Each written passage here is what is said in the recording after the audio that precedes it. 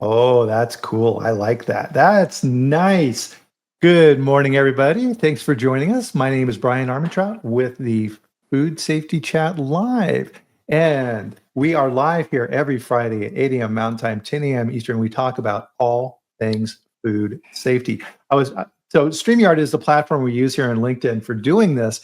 And that little countdown thing is a new thing that they've added because normally a little behind the scenes process of how this works, there's a buffer period where you have to kind of sit and smile at the camera like an idiot while it catches up with you.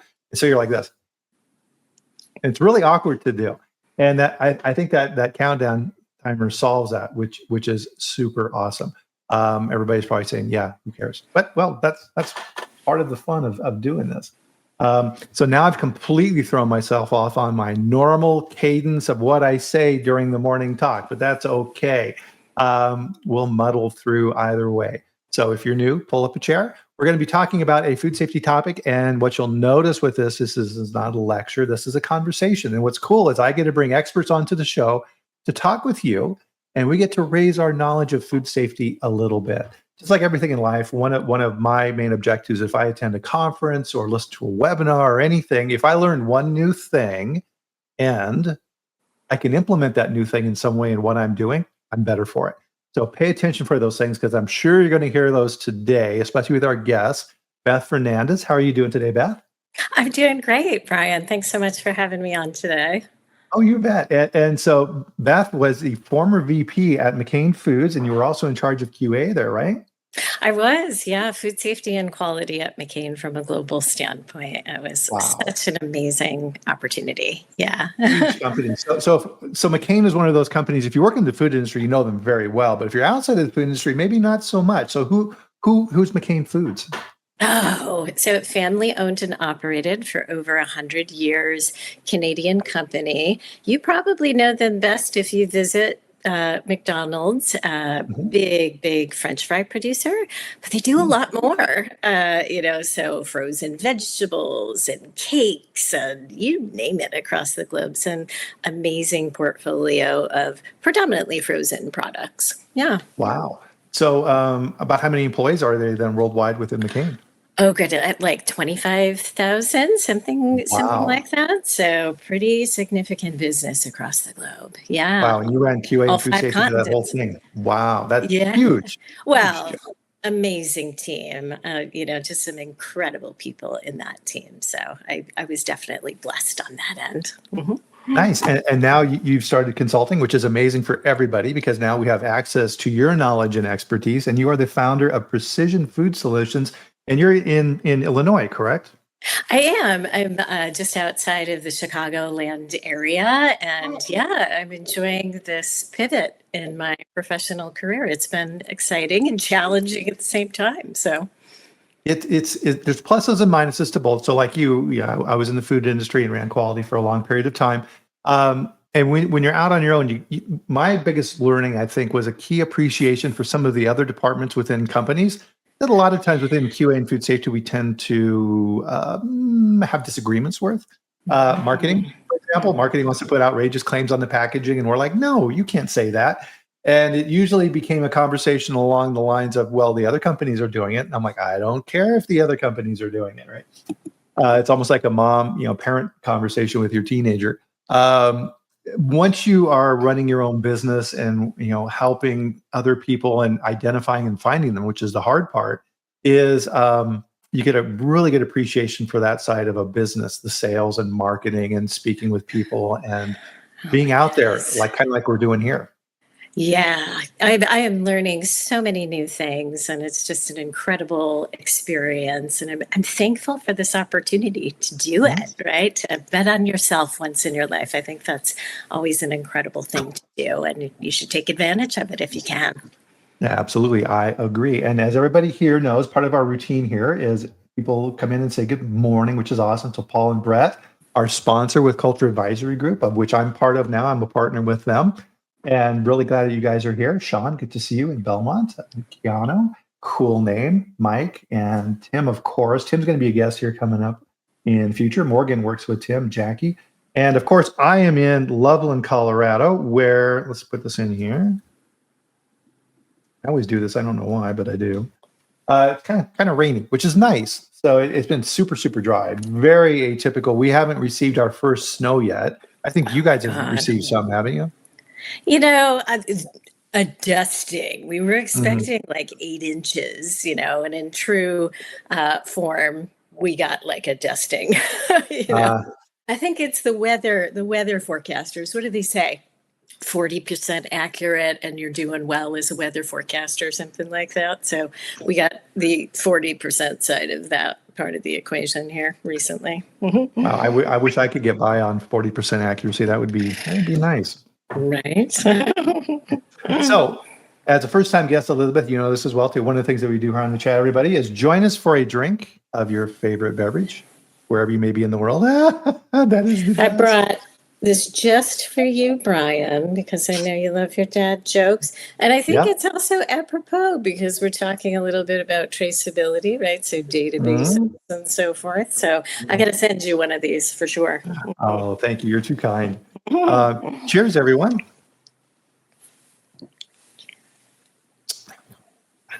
Very good. So, with that, we're going to have a twofer, right? So I've got a dad joke. I think you have a dad joke too, right, Beth? I am so ready for your dad joke, Bryan. All right, I've got my dad joke ready, locked, and loaded, and we'll get the sound effects ready to go here. There we go. So, Elizabeth. Yes.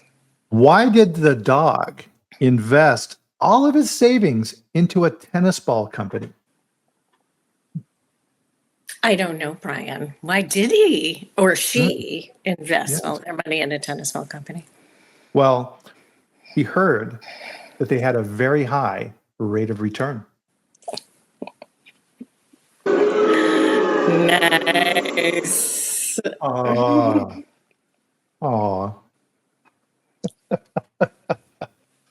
I actually made that joke into a Christmas card with my last dog, Lenny.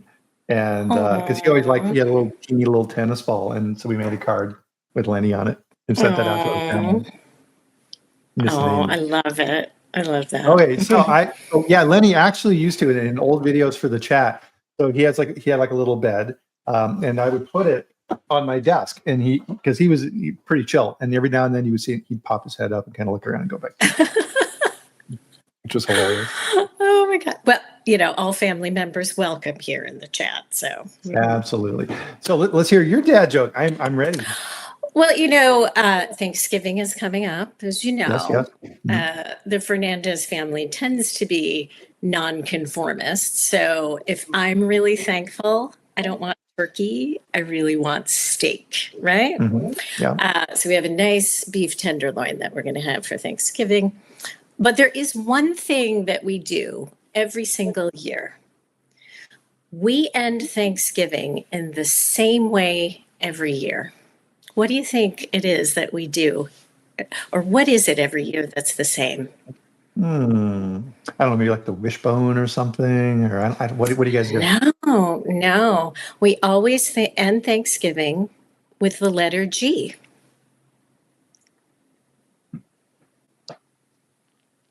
I'm waiting for the wah-wah.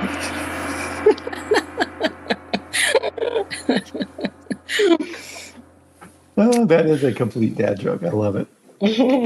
Just for you. So, all right, we'll now we'll get serious. Nice. Now it's time for serious topic. So, as we were preparing for this chat on Monday, we were kind of looking at it and saying, "Guys, we're kind of getting the holiday season, and the way we're thinking about this topic today with enhanced traceability is it's almost like a Christmas carol. It's kind of like the ghost of past, present, and future." And it kind of fits in really nicely with enhanced traceability because it really kind of seems like we've been going through that whole journey of the the bah humbug, enhanced traceability. Nobody cares about enhanced traceability, so we'll figure that out. That's an amazingly loud keyboard. Wow. Sorry. Oh, no, that's fine. That's fine. I'm just teasing you. I I'm learning here, folks. So yeah, all fingers off the keyboard. Got it. It's all these little things behind the scenes. It's You know, amazing how sensitive your microphones become on these type of things. but So you brought up a really great point, right? Of Christmas past, Thanksgiving's past. yeah, Tim Steffesmeyer says I need to add him to my dinner. By all means, Tim, you're always welcome. But Tim knows me very well, and I used to work in the fresh produce industry. And it got me to thinking, Bryan, about back in 2018, back to back recalls related to romaine. And I'm sure many people on the call remember this, right?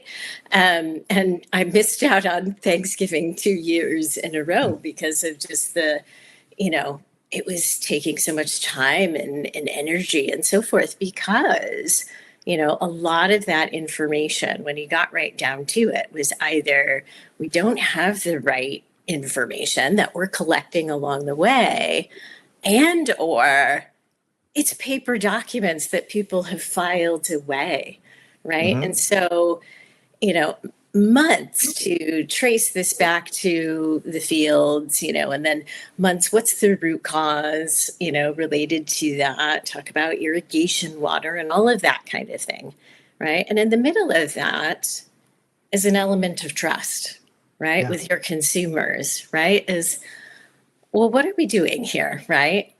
And I think that, the rule, right, that we're talking about, 204, right? Initial final rule, 2022, have to imagine that not only this scenario, but so many other scenarios with riskier products, had an impact on that. Because when I think about the rule itself, right, it's about public health and safety, but it's also about that word that I talked about, right? Is we have as manufacturers of product, as distributors of product, such an amazing responsibility to our customers and to our consumers. And anybody who's been through a recall knows there's two things you really want: accuracy in that data and mhm, timeliness, yes, right? And so I think 204 is really reflective of that, the sentimentality from customers and that evolving space, but also that deep concern around public health and safety. Yeah. yeah.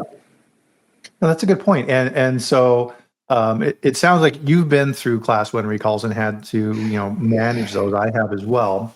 And one of the lessons I'd learned from those processes is, especially early on in the first 24, 48 hours, when you have that oh crap moment where you think something is wrong, is when I teach people about how to respond to these type of issues, is there's one thing that's for sure during that time period, and that's your information is going to be incomplete, it's going to be partial, and you're going to have to make your best guess based upon what you have learned at that point in time. Do I need to actually have a recall? Do I need to contact FDA? Do I need to go into reportable food registry? Based upon what I know and what the team has decided, X is the right path forward. Because once you initiate a recall publicly, there's no going back. And a lot of times people, Beth, will look back when they do the retrospective analysis of the issue, and they'll say, oh gosh, that was a bad decision. No, that was the only decision that could be made based upon the information you had at that point in time. And what you're saying is 100% correct, because you'll get the notification, oh, hey, we're getting reports that consumers are reporting illness or what have you. Mhm. And you contact your plant and you're like, I need the information on this right away. And then you wait and you're just like, and the clock's going tick. Yeah. And FDA is calling and the Yeah. retailers are calling, and you're trying to track this stuff down. And to your point, at the plant, they're all going through paper files, looking through stuff and saying, oh, yeah, we made 50,000 cases and we think it went here, here, and here. What do you mean you think it went here, here, and here? I need to know exactly. I need to know now.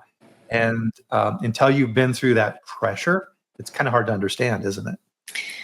Absolutely. And I think there's, I don't know who coined the phrase go big or go home, right? But I Mhm. think, in the world of food safety, it's go big and broad if you don't know, right? Encapsulate all of it because you don't want to be that company that says, oops, we forgot, right? Right. And so, in the absence of surgical information, right, you have to have the heart of that consumer, right, within you and assert what needs to transpire, right? And I think that's what food safety and quality is really all about, is being the voice of that consumer, right? And advocating for that customer and that consumer as well. Yeah. Mhm. Yeah, like Tim says here, right? I mean, this is the same for any scenario. If you have an emergency situation, and part of the message of this, and that's a good point, Tim. Thanks for bringing this up. Mhm. Is think about your personal life. Here in the West, we're close to the mountains, and you need to be prepared for wildfires. This happened to us a few years ago, where it was coming, and we were not quite to the voluntary evacuation zone, but it was close. That is not the time to figure out what you need to throw in the car, what do you need for the dog, what about your family photos. Uh, you have to have that all planned and ready to go in advance. An emergency is a terrible time to start trying to decide what to do. You need to do that in advance. Absolutely. And I think it was, Brian, it was interesting. I know, the Food Safety Magazine put out some information related to the GS1 survey, and it's, available on many, many platforms at this point. But I think it was interesting to hear from that survey, right? That voice of the customer. I think it Mhm. was, 60% of customers aren't going to wait for you to tell them, right? Is if, I'm thinking back to romaine. Okay, well, if I have any romaine, I don't care who it's from, I'm disposing of it, Yeah. right? Because, potentially number of reasons, right? I don't necessarily trust that this is it, right? And I'm going to make sure I'm keeping myself and my family safe. And so I'm just going to get rid of it, Yeah. right? Yeah. I think the other piece too was around customer loyalty, right? So Mm. a large number of people said, well, if that company has a recall, I'm done, right? And really more among younger consumers, right? Which totally makes sense, right? Baby boomers, right? Some of these, long-standing brands, they've had a much longer relationship with that brand. But for Mhm. other brands, with this new market that companies are trying to garner, right? This may be the first intersection with your brand is a recall, Yeah. right? And you may have completely lost that customer in that moment. So it was really interesting, you know, the data around it. I can't say I was totally surprised by the data from the survey, but I think it echoes in the regulation as well, right? And what's Yeah. important. Yeah. Well, and I think there's kind of two main areas that we need to improve upon in this space. Is number one, and this is part of the reason why the chat and what we talk about here quite a bit, is the consumer doesn't care. They view food safety as ubiquitous, and they don't care who the manufacturer of the romaine lettuce is. They just decide as a category whether or not that is safe and if they're willing to feed it to their family. Or set and lunch meats, right? If you're a family and you have young children, you're just going to say, okay, well, fine. There's something wrong with lunch meats. I don't know what. I heard about this thing, and I'm just gonna take that off my shopping list. You can be a top tier manufacturer of lunch meats and have the best food safety programs in the world. At that point in time, trust has been broken and the consumer doesn't care because you've been lumped into that category. And that's a huge problem. And we need to address this as an industry, and figure out how to do things better moving forward. Um, the other piece of it is we've been too internally focused. And I think enhanced traceability, I'd be curious to get your take on this too, Beth, is um, Oh, well, I know one forward, one back. I'm good, right? It's like, the auditor comes in and they do a mock traceability exercise and they find 100% of the finished product and most of the ingredients, right? We can't find all the salt, but that's okay. Pass. No, that there's an entire distribution chain beyond that. And through enhanced traceability, what FDA was saying was, okay, that's all great, but that doesn't help us. We've got a product, we've got something at the retail side that we need to very quickly go back to that manufacturer and find out what's going on. And our systems are not designed for that. And that complexity has shown itself for sure. Right? Yeah, absolutely. I mean, I stepped out of fresh produce, went to frozen products for the last 5 years, right? And I'm stepping back in. And as I meet with different clients, I feel like I'm no longer 46, I'm 41 again, which is great. But there's a couple of elements there, right? Is the how do we fully understand our operations, our supply chain, I always think about where am I including things? My favorite question always is rework because it exists. Oh, Even yeah. if you don't say that it exists, right? And especially in heavily agricultural products, the blending of your different batches and how you truly understand, and is there a break between those batches, right, as you're utilizing them. So there's also this element of garbage in, garbage out, for lack of a better term, right? We still have so many different suppliers and producers who are as good as the manual input of that information, right? So it comes down to, and I'm former military, so forgive me, Joe Snuffy, we use that a lot, right? Is that person, that hourly team member on the floor, and how accurate they are in putting that information in, right? And the timeliness of that input, right? So do we have the systemic data? This is the data that we need. Is it being put in accurate, timely, and can we aggregate that information in a very quick and accurate way overall? Yeah. Right. And to your point, as we were talking about earlier, and retrieve it quickly. Retrieve it quickly, right? Yeah, absolutely. And really with enhanced traceability, as we kind of learned from our past experience as we've been going through this, and this is why we've seen the extension, is the supply chains associated with the distribution processes with these different food categories is extremely different. Produce is very different from dairy and meats and frozen goods. And as we're seeing with this big pasta recall, ready to eat foods, when you think about these crop type products with potatoes, right? There's one harvest, right? And then that's it. And then you have that for your production for for that entire year. That's some big lots. And to your point, how do you break those things up? So that's kind of that tension between food safety and operations of, okay, well, we need to have some breaks in production. And to your point, no rework.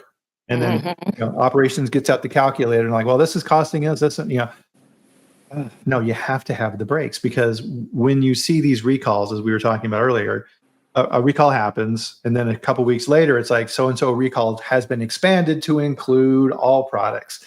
Well, that's either a failure of their documentation, their processes, or to your point, Beth, this is a huge Achilles heel and something I always look at first as well, rework, right? So if you're jumping over your sanitation walls into that next production run, it's one continuous run. And FDA finds that very quickly and says, no, this is not segregated.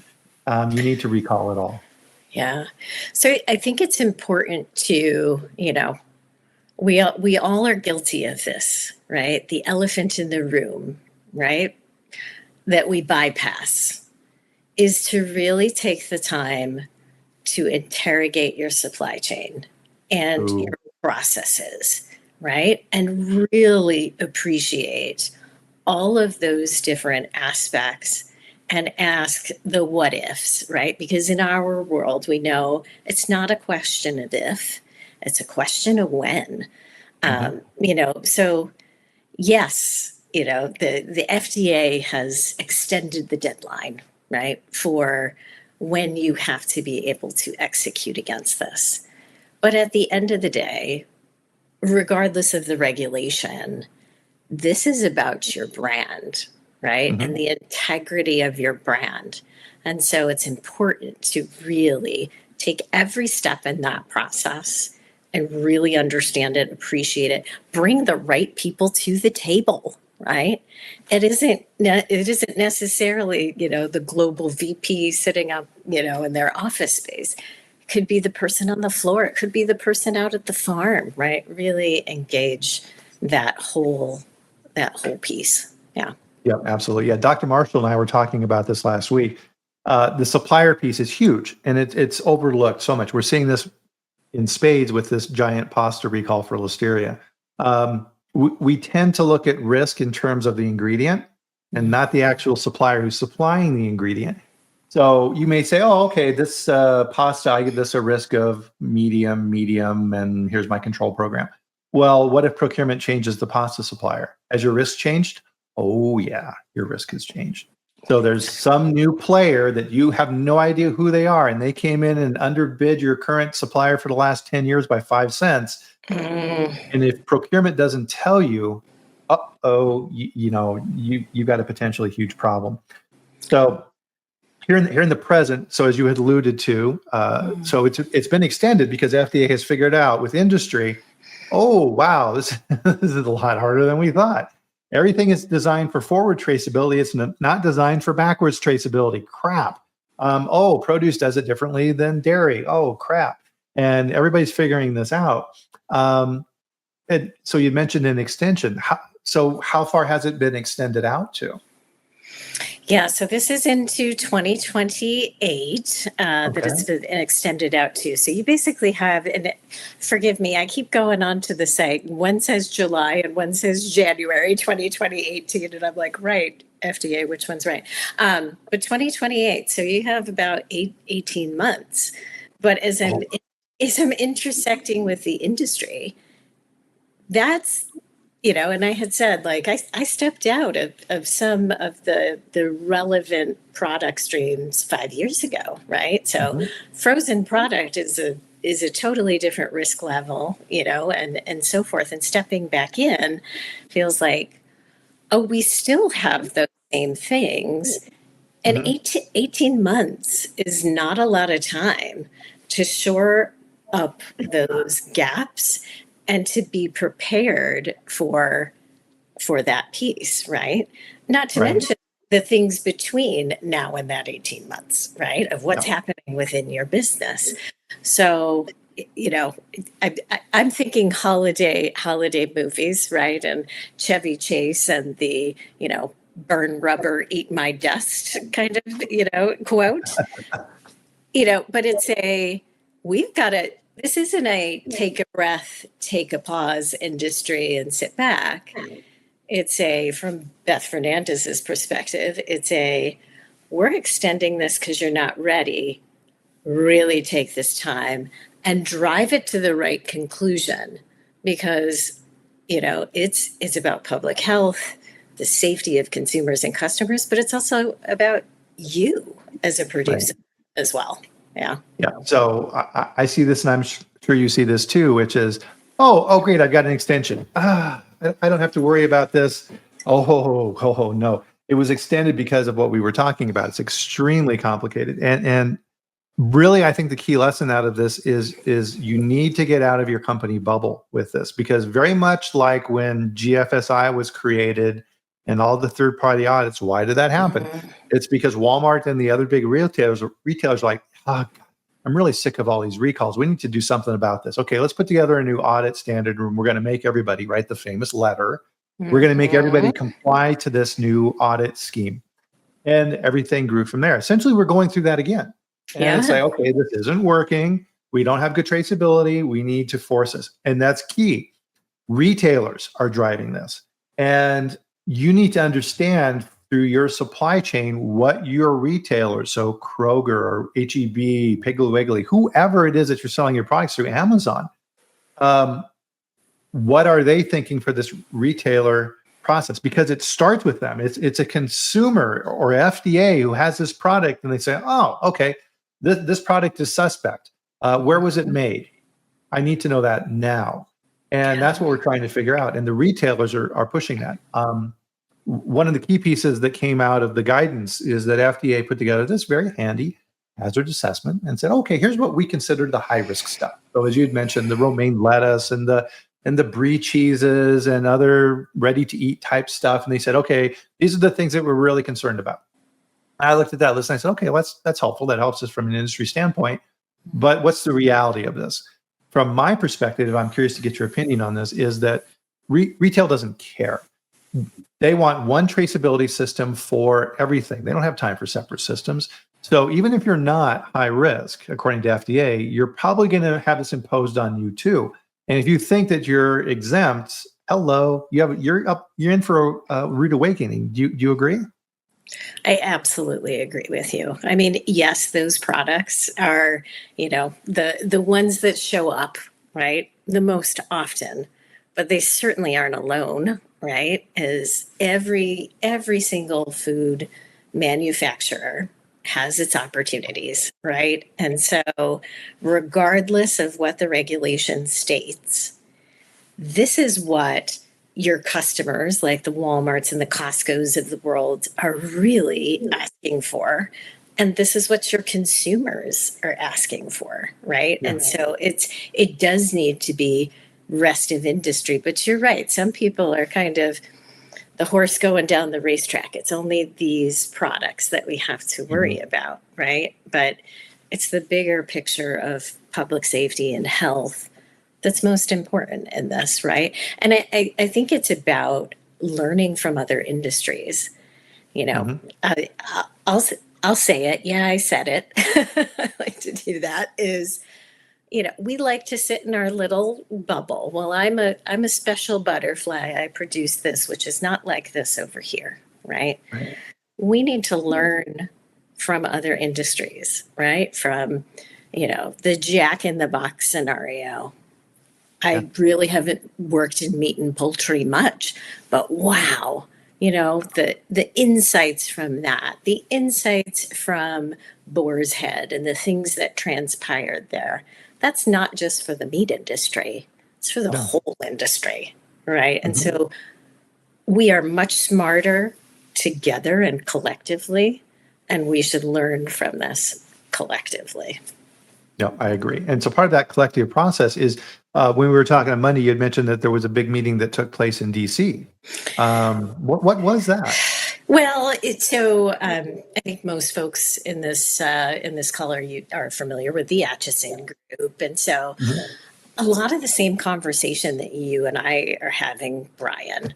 I think one of the things that comes up, and rightfully so, it's the hot word of the day, right? Is, well, where does AI fit into this equation? Where does, machine learning and all of those, hot ticket items and things that people like to say, where does that fit into this?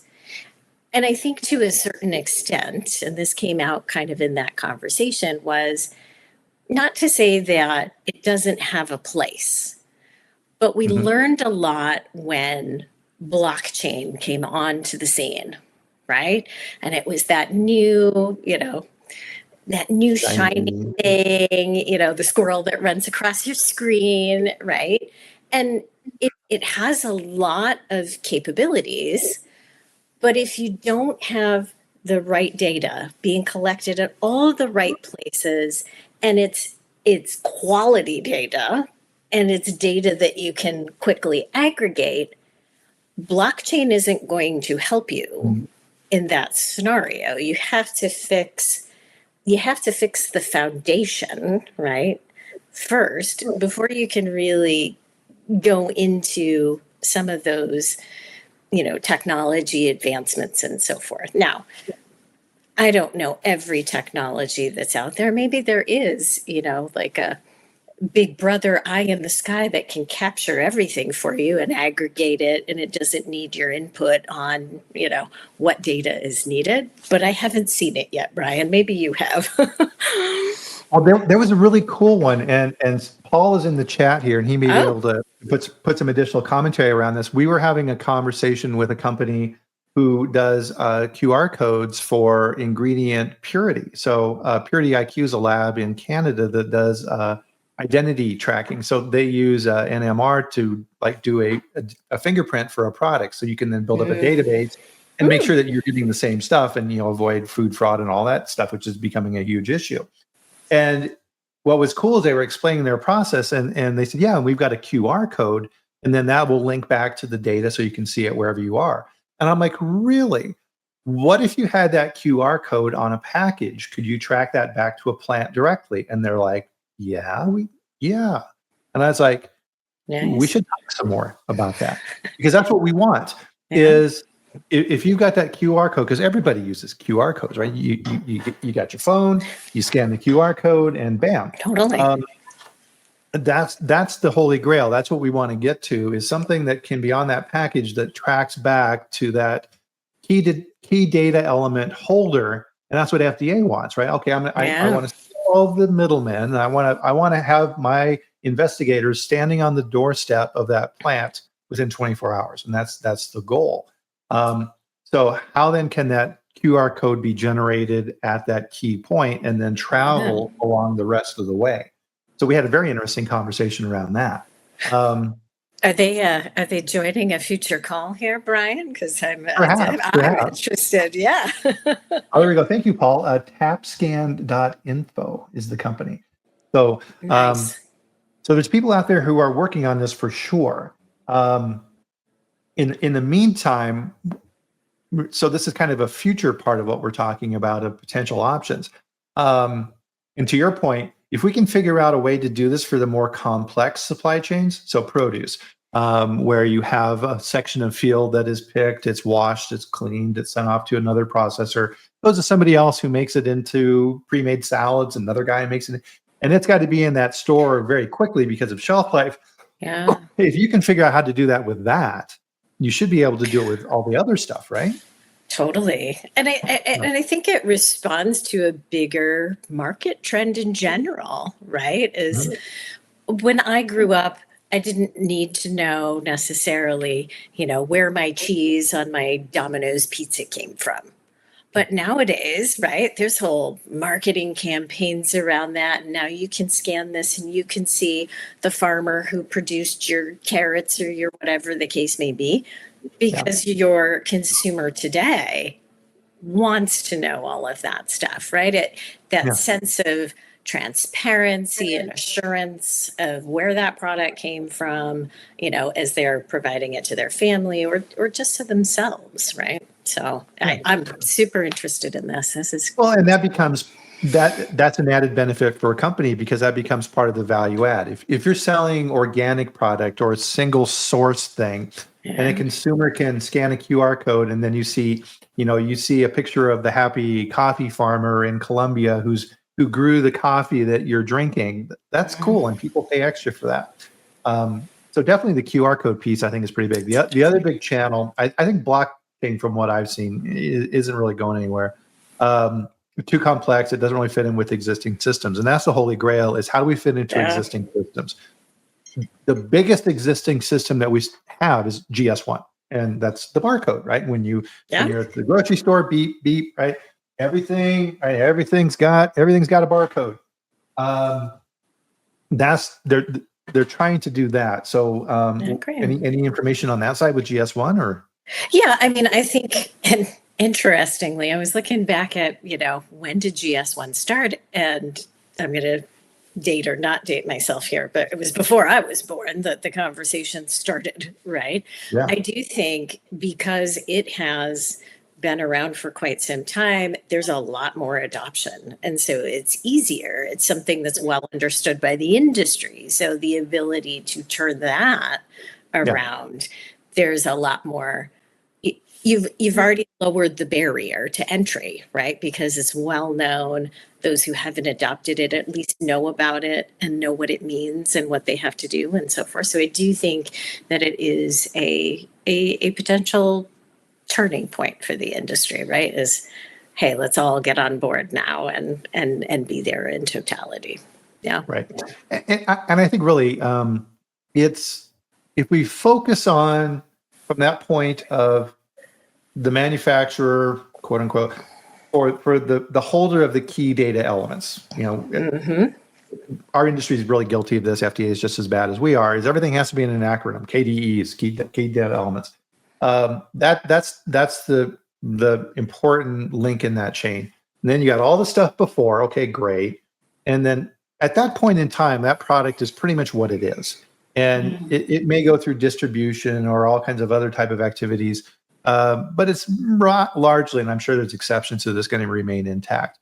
If we can figure out from the consumer back to that KDE holder, that's the key piece that we're missing, because as we talked about earlier, our systems were not designed for that. We can go to the next location, but that's essentially it. Exactly. Yeah. So how do we then have a trackable barcode or a QR code that is applied at that point in time that remains through that entire process that is then on the package? That's kind of the way I'm thinking of this from a summary. Yeah, kind of the aggregation of that, right? Making its way onto the pack for that full traceability start to finish, right? And, recent conversations, someone asked, okay, well, outside of the regulation, why? Why do we need to do this? And I want to go back, I think maybe Tim or someone else had mentioned this in the chat, was this has a much broader implication to the industry. And I'm going to take us back a little bit. And I said I was in fresh produce, so shocker. I'm going to tell you a fresh produce one here, right? But 2006 spinach recall, right?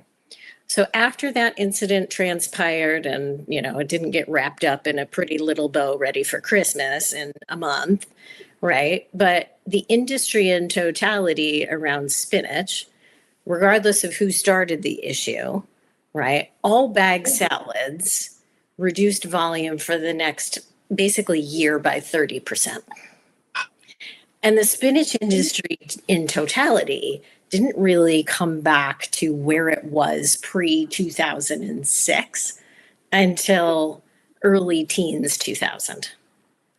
So why do I care?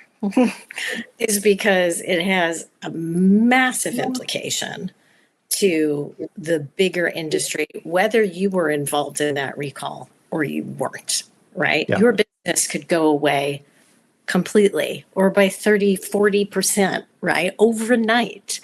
So, beyond the regulation, the why is we want to continue to produce. We want to continue to be profitable as a business. We want that business to continue to exist at the end of the day. Yeah, and I want to underscore that because you made a really, really good point. Because guys, listen to what she just said. So the spinach industry, it didn't matter who you were. The spinach industry itself, aggregate, lost after that recall 30% of their revenue. Beth, I thought food safety costs money. So what you're telling me in that particular example is 30% of the revenue was consumer trust in that product and the ability to buy. That's a valuable number. Very, very good argument in a company of, if you're $1 billion company, $330 million of that is linked to your food safety and your reputation. Wow, I like that. I like Absolutely. That. You did the math way faster than I did. I was like looking for my calculator. Well done, Bryan. So that's really cool. Speak the language of business, right? If you can, get beyond just the regulation. So the regulation's important. Don't get me wrong, right? It helps us to create the guidelines that really drive our industry forward, right? Right. But hearts and minds of your business leaders That's a different equation. And if you can speak that language and you can take that imagery, if you can take that language back to them, sold. I'm in, Mhm. right? It makes perfect sense to my bottom line. Yep. And this goes back to what I said at the beginning of the chat. If you can learn one new thing out of a conversation that you can utilize in action in your business and what you do, what Beth just said right now, that's it. So write that down. So going forward, so we've got these new tools, got this new thing. Number one, get involved. Get out of your company bubble and figure out what's going on. It doesn't matter if you're at the plant, because that directs you very closely. Talk with your corporate guys and say, hey, who's dialed in? Who's working with these activities around enhanced traceability? Who in our company is representing this? Because your company leadership in this space needs to be interacting externally with these trade associations and understanding what the retailers want. Because if we don't, they're going to dictate to us, and then you're going to be forced to do it. So you have to figure this out. We have to work together in industry on these things. So there's big problems to figure out here. And there's also political elements as well. That was part of what we titled our chat here for this week, which was the politics of enhanced food traceability, because FDA is managing this. And as we talked about and we reference here within the chat, there's a process you go through. There's proposals and there's guidance and there's public comments, and then it becomes a final rule and all this fun stuff. And once it's final rule, that's it, right? When we all know that once a regulation is created, good luck changing it.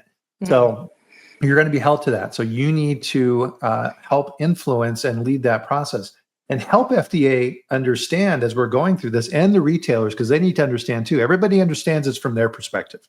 We need to make sure that we're educating those people that are upstream from us what our perspective is. So if you're a manufacturer, they get, oh, yeah, I hadn't thought about that. So things like this, as we were kind of noodling this around, is okay, fine. Let's say you have a barcode on that finished product that shows traceability back to the KDE. Is that good? Is that something that competitors could use to figure out? Little known fact, if you work in the dairy industry, this is where we all go back to our industries, is every dairy plant, especially under the Grade A program, every plant has a plant number, and it's the state and the plant number in that state. If you know those codes, and I know those codes, you know who made that product. You can backtrack that and figure it out. That's a simple enhanced traceability process, isn't it? So maybe competitors will get more insight into how your business is structured. The other piece of this to think about from this traceability standpoint too is foreign products. So if you're going to be selling in the U.S. market, you need to be compliant with this as well. So how are they going to be compliant with enhanced traceability? What do you think around those points, Beth? Yeah, it's a great question. Yeah. Because, as you go across the globe, it becomes even different, even more different, right? As it relates to what do I typically track and trace? What am I typically looking for, right? We live in a very global supply chain, right? And the US in general is the number one importer. In the entire world, we're the number one importer, right? So it behooves us in our manufacturing seats to make sure across that entire supply chain that we're doing it right, and that you get very close to your procurement. You said this earlier, your procurement folks, right? In the macroeconomic world that we all live in today with tariffs and this, that, and the other thing, everyone's looking for, how can I make this cheaper? And they make that decision without you. So I always say, if you haven't been given a seat at the table, pull up the folding chair, and you need to be there, right? In order to make sure you get that consistent information to drive that conversation with your customer. Yeah. Right. And on the political side, companies, to your point, Beth, they just don't sit back and take it, right? So if I'm a Chinese company and I've been tariffed on something, I'm going to try and find a workaround. We saw this with honey. So Chinese honey, horrible reputation, a lot of fraud, chloramphenicol used in the honey, all kinds of issues. And so Chinese honey, bad reputation in the United States. What did they do? All of a sudden, Vietnamese honey production went through the roof. And everybody's like, isn't that interesting? there's not enough bees in Vietnam to make as much honey as they say they're making. So they started looking at it. Well, you know where this is going. So the Chinese companies sent their honey to Vietnam, relabeled it, and sent it to the US. Companies are going to do stuff like that. So as pressure on your supply chain develops, and this is why this traceability element is so important with our conversation, we're linking this up, is people are going to react. And that's part of what we need to do in food safety is a lot of what ifs of, okay, well, what if this happens in this area? And a good one for me from some of my clients was I have customers who make beverages and they would use sunflower oil. Yeah. And where does sunflower oil come from? Ukraine. And all of a sudden that supply just went poof. And now all of a sudden they're scrambling. Oh my God, we have to reformulate or we need to find alternate sources. And in my mind, as procurement's going out and finding these alternate sources, it's kind of like the stereotype of in New York, right? The guy with the trench coat. It's like, hey, you want to buy a watch? Right? Yeah, all of a sudden, these guys come out of the woodwork. Hey, you want to buy some sunflower oil? And I'm like, ooh. Hold on a minute here, right? Where did the stuff come from? How old is it? What's the rancidity? All these type of things you need to worry about with oils. Yeah. You can't. You got to be really careful when these changes happen in the marketplace politically.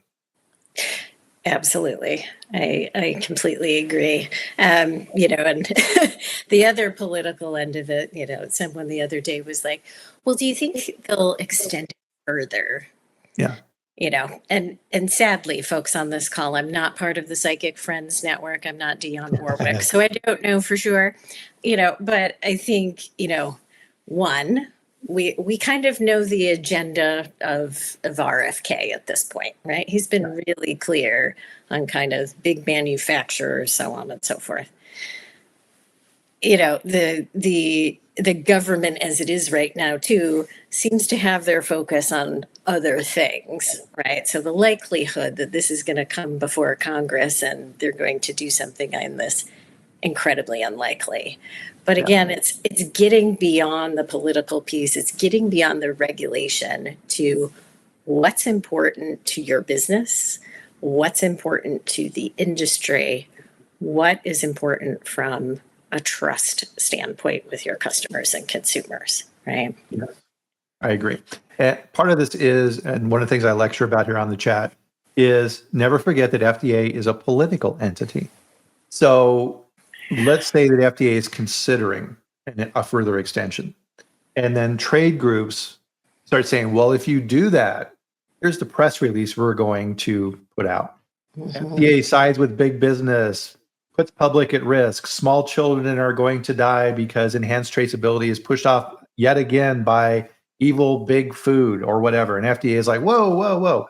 I don't need that type of heat. I don't want to go in front of a congressional committee and having like Rosa DeLauro or someone grilling me in front of the media. I'm not going to extend it. You want to extend it? No, I don't want to extend it. Right? So they're people too, and they don't want to be put through the ringer. I think the chances of them doing a further extension, 10% at best. It's not going to happen. Yeah, I'm with you. Yeah, so on that side, as we kind of bring this back up and kind of summarize, because this has been a fun conversation, because part of this is, and this is what you need to do when you work in what we do, is you need to think about things in the theoretical. Okay, what's coming? What's happening? What are the variables? What should I be paying attention to? How do I know this is going to not happen? But then we also have to be able to translate this into, okay, that's nice. What do I do now? Right? And so let's kind of help people around kind of actions of what they can do. We've kind of interlaced those in here, but let's kind of call those out specifically. So you're working at a food company, Beth, and you're mulling this over. What's your game plan? What should people be doing to get their company ready? Yeah, I think first and foremost, and we talked about this, right, is get into those blind spots. Know and understand your supply chain. Know and understand your processes. Be very vigilant and clear on exactly what that looks like, right? And then two is we need to make sure those data points, right? Very clear, this is what we need in each of those different steps to make sure we can aggregate it, right? Think about yourselves in an Excel spreadsheet and somebody puts, moves it over by one, right? And now you have to aggregate all that, right? So really simplify that piece potentially, right? Leaning into the GS1s, leaning into, the barcode on pack, and forgive me, I'm already forgetting the name of the company and so forth, right? But start with those foundations, right? Get those foundations really firm, crisp, right? And then really drive that consistency across your supply chain, right? And we're talking 18 months. So don't sit back, right? As I used to have folks in Argentina, and there's a very famous race car driver named Fangio, right? But whether it's Dale Earnhardt or it's whoever, now's the time. Pedal to the metal, but with an eye to accuracy and assurance. Right. So step one, fix your own house. So look at your own internal systems. And oh, by the way, guess what, Mr. CEO? About 30% of our revenue is tied to consumer trust in our industry. So I think we have some revenue to play with here. Let's start fixing our systems. Guess what? About 30% of the documentation in our system is paper in files. We need to get rid of that. Let's start doing some, not just mock recalls, crisis management exercises. That's a completely different thing, right? Great, you can do one forward, one back. That's about 2%, maybe, Beth, of the actual information you need during a real recall. Yeah. How does our system actually work? How do people respond, et cetera, et cetera? Supply chain. What is our risk within that supply chain? Not just getting a copy of their last audit and the COA and saying, yay. No, that's not good enough. Start looking at your systems. The other piece then, and the second piece of this, I'll get your comments on this now too, is the external piece. It's like, okay, I'm doing pretty good here internally. Things are looking great. I've got robust systems. I'm able to track stuff very well. Coming into that next level, what about that outward facing piece? What's your advice on that? Well, I think one piece, right, and you mentioned this earlier, there are some really clear from the Walmarts and the Costcos of the world, thou shalts, right? So like Costco has said, you're going to do those traces and it's going to be done within 2 hours, right? Walmart has said, you're going to send me the trace information in advance of that product showing up into my warehouse, right? So be real clear on customer requirements as well, beyond what you've established as these are our internal requirements for that trace element, because they may be different than what yours are. But going back to your point, right? Why don't you just establish one, right? One clear, this is what we stand for, that encapsulates the bigger picture. Yeah. Now imagine this, reach out to your sales team and say, hi, I'm Beth in quality.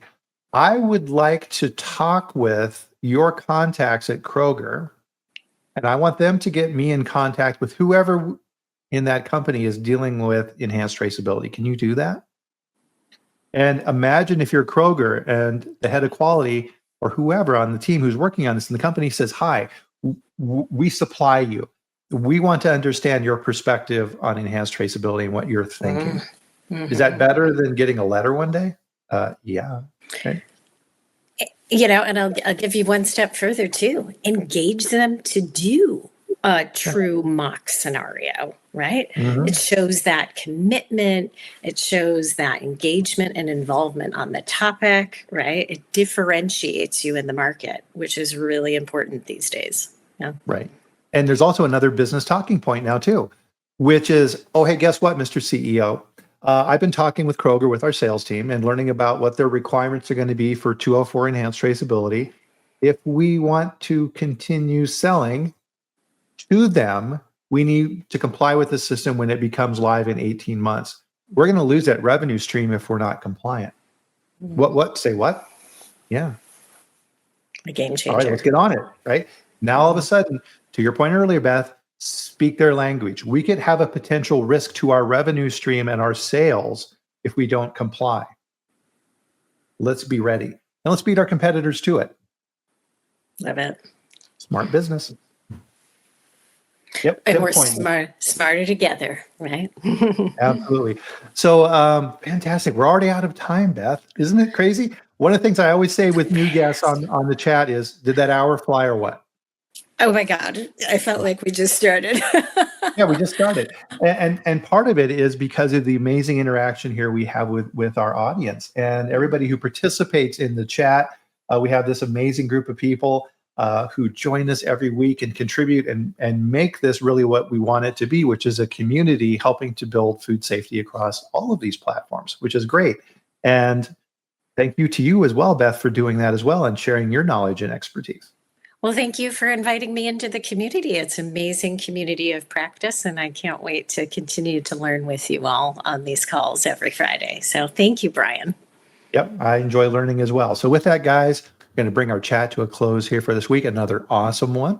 We're going into Thanksgiving week next week, but guess what? Food safety doesn't rest. We're always here. So we will be here next Friday at 8 a.m., 10 a.m. Eastern with another new mystery guest coming up for next Friday.